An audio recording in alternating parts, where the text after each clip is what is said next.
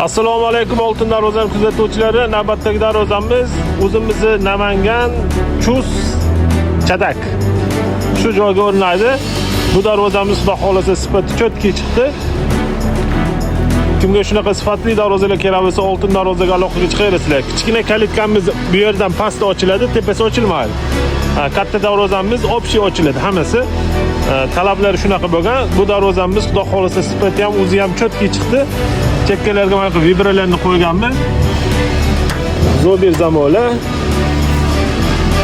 Ko'pchilikni pechat darvozasi bilan bizda farq qilib turadigan joyi, kesaklari 10 ga 5 lik profil bo'ladi, tagi 10 lik shveller bo'ladi.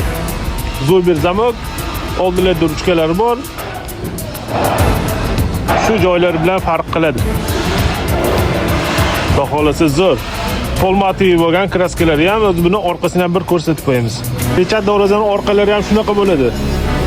Biz narx bilan maqtanmasak ham sifatlar bilan maqtana olamiz. Center zamon hammasi cho'tki bo'lgan, xudo xolasa. Ishimiz yoqadigan bo'lsa, bittadan like tirsillatib qo'yasizlar. O'z bu darvozamizni yonida bitta kichkina kalitkasi ham bor, uni ham ko'rsatib qo'yamiz. Orqa hovlilarga ham shu darvozani birga bir o'zidan qilib berdi. Xudo xolasa zo'r. Kimga shunaqa xizmatlar kerak bo'lsa, oltin darvozaga aloqaga chiqaverasizlar. Videolarimizni yaxshi do'stlarga jo'natib qo'yinglar. Ishimiz yoqadigan bo'lsa bittadan like tirsillatib qo'yasizlar.